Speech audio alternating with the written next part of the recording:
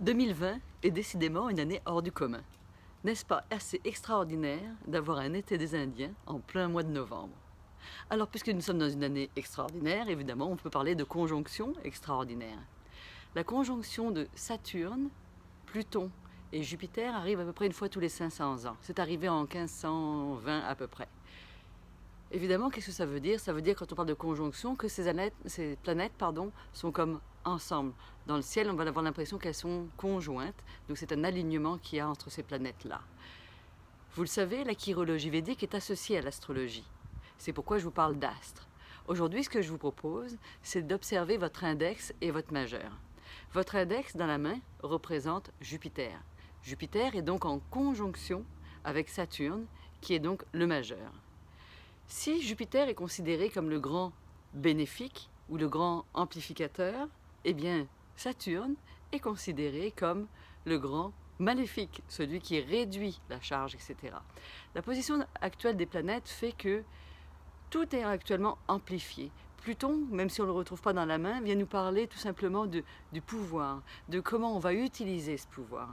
Alors tout est amplifié actuellement, c'est pour ça que les gens sont un petit peu nerveux, un peu plus surexcités, un peu plus angoissés. Je ne sais pas comment sont vos nuits de sommeil et comment vous vivez cette période, mais elle n'est pas toujours évidente.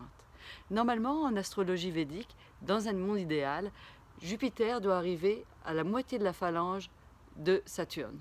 C'est signe qu'on utilise avec discernement les deux. Ce que je vous propose de regarder dans votre main, c'est votre index, avec la partie charnue en dessous. Sous cette partie-là, vous allez voir que vous pouvez voir des croix, ou une demi-lune, ou une étoile. Ça, c'est signe, à partir du moment où vous avez des signes, comme des rides ou des traits ou tout ce que vous voulez, que vous utilisez votre ambition au service de quelque chose de plus élevé que vous-même. Donc, moralité, votre ambition n'est pas égoïste, mais ouverte à celle des autres, vers les autres. On peut également y voir votre ligne de cœur, qui est cette ligne qui traverse la main, qui peut monter jusqu'à Jupiter, et nous parler de vos idéaux en matière d'éveil ou de matière de spiritualité. De la même façon, lorsqu'on regarde Saturne, ce qu'on veut voir sous Saturne, c'est simplement une ligne droite qui descend jusqu'en bas, qui nous parle en fait de votre capacité à focusser. On ne veut pas de cercle, on évite de faire des signes sous ce doigt-là pour la bonne et simple raison, c'est que déjà que c'est le grand maléfique, ça veut dire que ça va augmenter le blocage. Donc si j'ai une étoile, je vais augmenter le blocage. C'est pas ce que je cherche. Donc en regardant ces deux doigts-là, on voit comment on est capable d'aller utiliser les énergies que nous vivons actuellement. Bien sûr, on va avoir besoin aussi d'une ligne de tête, c'est-à-dire d'une pensée posée, d'une pensée qui soit neutre, qui n'influence pas notre façon d'aimer ou notre façon de vivre.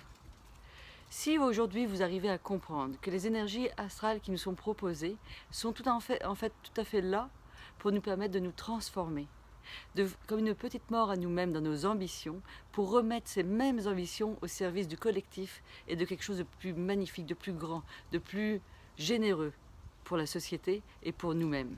C'est exactement les énergies actuelles qu'il faut comprendre. Si vous voyez que vous avez du mal à traverser cette période, eh bien n'hésitez pas à m'appeler. Ça va me faire plaisir de regarder avec vous, à faire une analyse de vos lignes de main. En attendant, puisque vous êtes conscient un peu plus de ce que je vous dis, vous pourriez peut-être utiliser cet amour du divin au service des autres. Je vous souhaite une bonne semaine et je vous dis à bientôt.